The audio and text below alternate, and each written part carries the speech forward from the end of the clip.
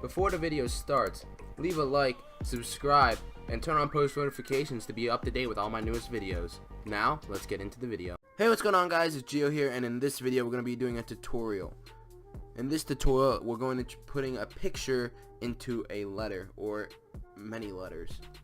And yeah, let's get right into it. So the first thing you're going to want to do is you just type with any of your favorite text. So let's just type in JustGio right here. Make the font or the font size a little bigger. You could do 500 if you wanted to. Do that.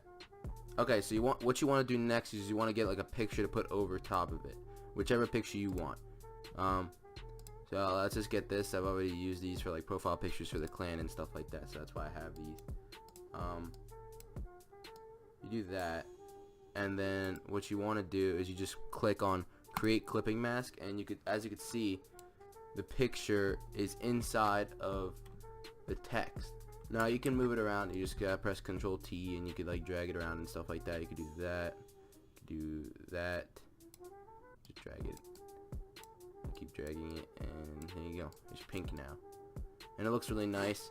You could do that, or you could just make it so it fits directly into the text, so it's the exact background, the exact way you want it. And yeah, there you go. Now, but if you want it to be centered, just press Control A. You go to Layer, and then you go to Align Layers to Selection. You make it horizontal centers. Then you go to Align Layers to Selection again and click Vertical Centers, and it'll be in the exact center of the screen. And yeah, that's it for this video, guys. If you guys enjoyed, please leave a like and subscribe, and I will talk to you guys in the next video. Later.